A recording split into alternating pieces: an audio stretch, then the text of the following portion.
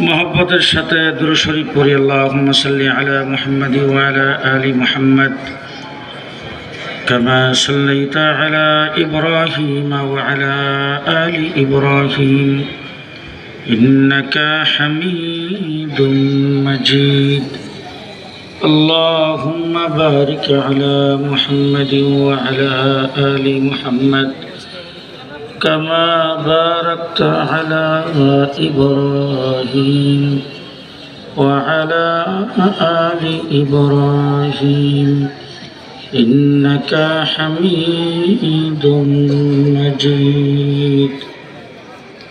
इन्नल हम्दुलिल्लाह अल्हम्दुलिल्लाहि वहदा वस्सलातु वस्सलामु अला मन ला नबिय्य बअदा।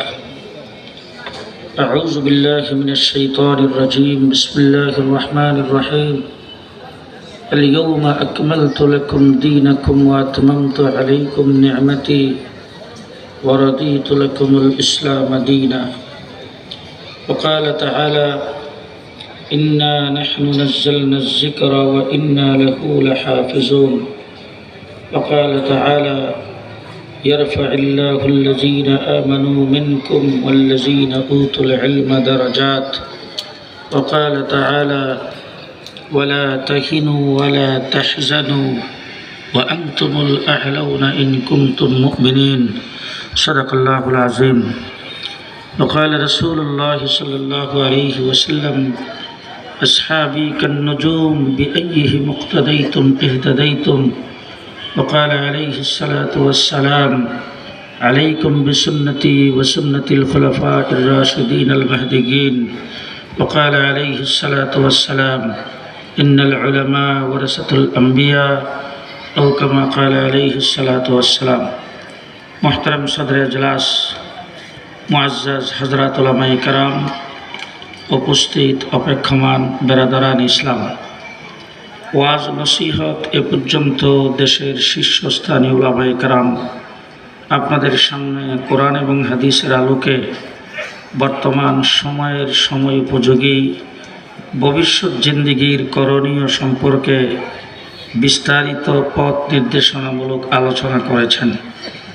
আমার পরেও আজকের মাহফিলের সভাপতি বন্ধুবর হযরত মাওলানা শাইখুল হাদিস আশিকুর রহমান দামাত বারাকাতুহুম বসা আছেন। তিনি আপনাদেরকে আগামী দিনের কর্মসূচি দিয়ে এখান থেকে বিদায় করবেন।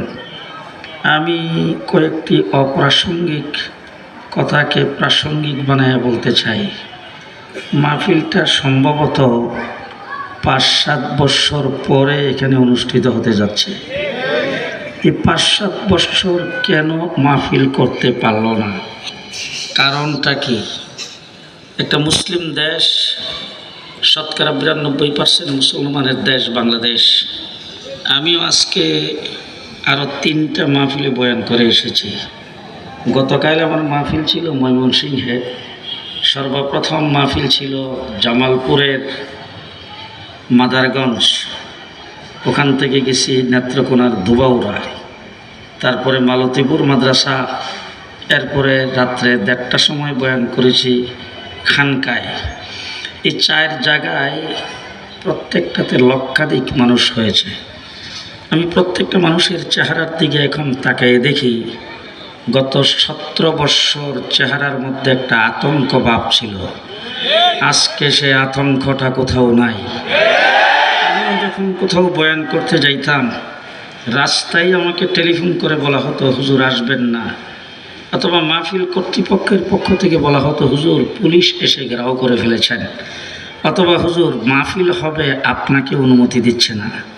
অনেক সময় গাড়ির থেকে নেমে স্টেজে যখন যাচ্ছি তখন এসে কানে কানে বলতেন হুজুর একটু একটু। কিন্তু আমার ভিতরে একটা আতঙ্ক ভাব কাজ করত। আজকে সে আতঙ্কটা নাই। যারা কথা কথাই বলতো পালাবো না, আজকে তোমরা কোথায়? তোমরা আজকে গেলা কোথায়? আজকে দুঃখের সাথে বলছি, আমি বলছি ওয়াজ করব না। ১.৫ মাস ডিবি অফিসে রিমান্ডে ছিলাম। আমার বাংলাদেশের আকাবের উলামায়ে কেরামের নাম ধরে ধরে রাজাকার বলে গালি দিয়েছে।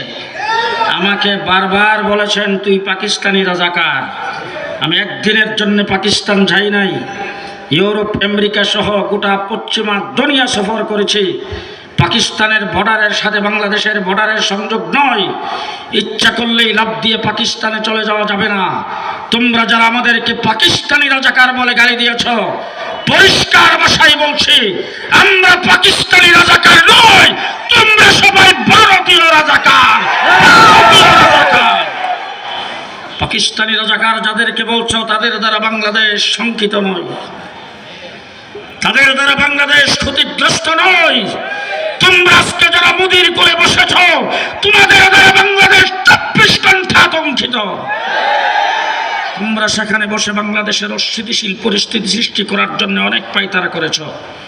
গত 4 মাসে আমরা সব রুখে দিয়েছি। গত 10 তারিখে বলছিল আসবা, বাড়ি সালান দিয়েও কাউকে পাওয়া যায়নি।